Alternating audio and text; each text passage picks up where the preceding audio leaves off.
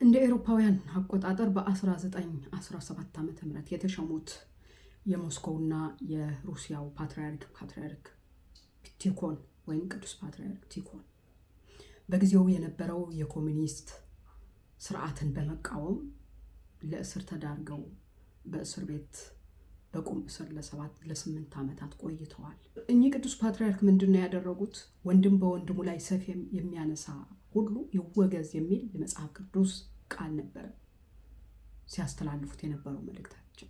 ያ ብቻ አይደለም፣ በቤተ ክርስቲያኗም ቅርሶችና ንብረቶች ያነጻጸረ አደገኛ የሆነ የኮሙኒስት ስርዓት ስለነበረ አሳልፌ ቤተ ክርስቲያንን አልሰጥም፣ ህዝበ ክርስቲያንን አሳልፌ አልሰጥም፣ ማንም በማንም ላይ ተነስቶ እንዲገለውና ሰይፍ እንዲጥልበት አልፈቅድም፣ ውግዝ ነው፣ የተወገዘ ይሁን በሚል በአደባባይ ላይ አውግዘዋል እኚህ ፓትርያርክ።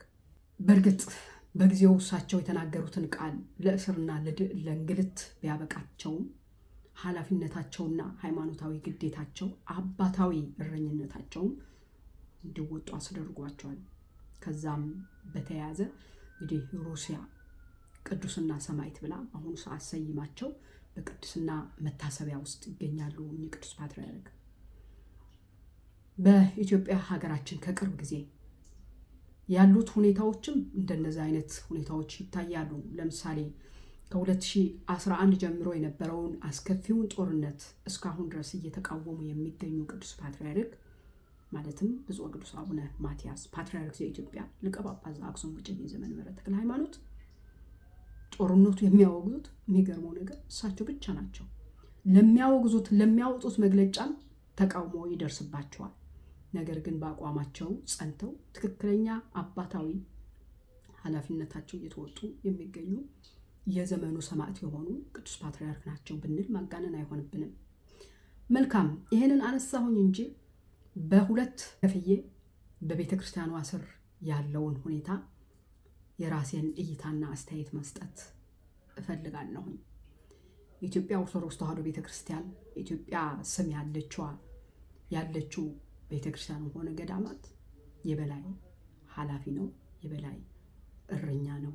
ነገር ግን እስካሁን ድረስ በቅዱስ ሲኖዶሱ መዋቅር ስር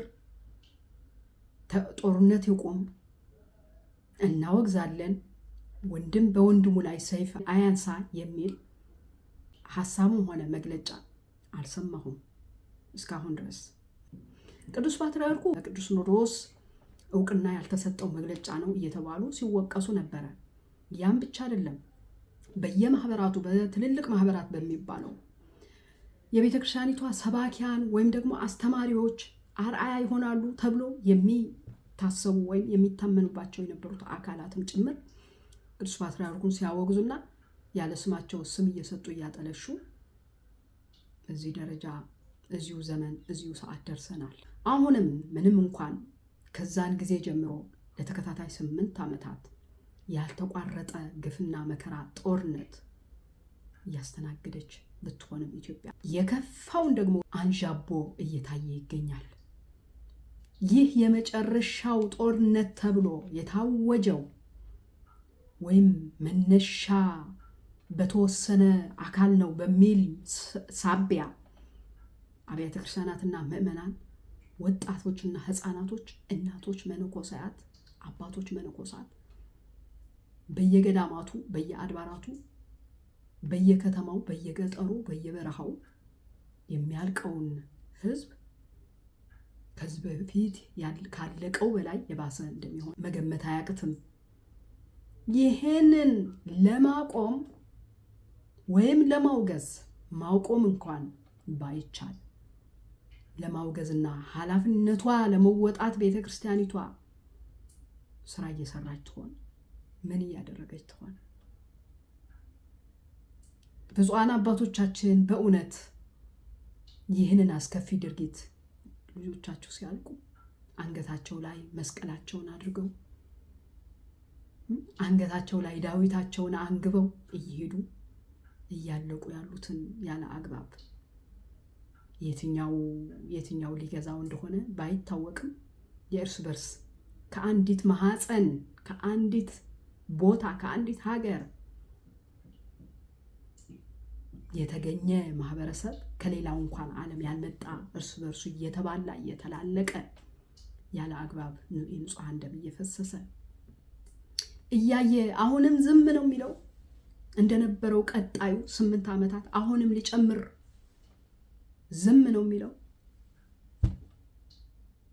እጠብቃለሁ ምን ማድረግ እንደሚችል አሁን ሁላችንም እንጠብቃለን። ማህበረ ቅዱሳንስ ትልቅ ሚዲያ አለው። ወጣቱ ይዞት ያለው ማህበረ ቅዱሳን ነው። ማህበረ ቅዱሳንን የማያመልክ ወጣትና አማኝ አለ ብዬ ለማለት ያስቸግረኛል። አሸባሪ ቡድን እያለ ከመዘገቡ በፊት ይህንን ጦርነት ይቆም፣ የሚደረገው በገዳማቱና በአብያተ ክርስቲያናቱ በጥንታውያን ቅርሶች በህዝበ ክርስቲያኑ ላይ የሚደረገውን ግፍና መከራ፣ ሞትና ሰቆቃ ይቆም ብሎ መግለጫ ያወጣ ይሆን? በሚዲያው ላይ ሲያስተላልፍ ይሆን?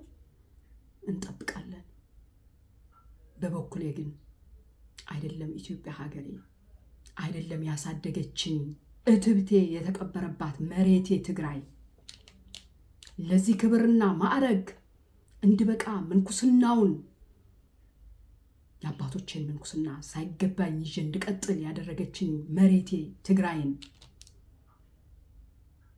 ቀርቶ ምንኩስና ዓላማዬን ይዤ መላ ሀገሪቷ ተንቀሳቅሼ ትምህርቴን እንድማር መንፈሳዊ ህይወቴን እንዳጠናክር ጥሩ ህይወት እንዲኖረኝ ያስደረገችኝ ሀገሬ ኢትዮጵያ በመላው ዓለም ያለውን የሰውን ልጅ በሙሉ ጦርነትና ደም መፋሰስ፣ የእርስ በርስ ግልምጫና የእርስ በርስ እልቂት አልደግፍም። ሰላም ለሀገሬ፣ ሰላም ለእናቴ። መከራና ፈተናዋን ችላ ላሳደገችኝ፣ ላኖረችኝ፣ ላስተማረችኝ ንቁ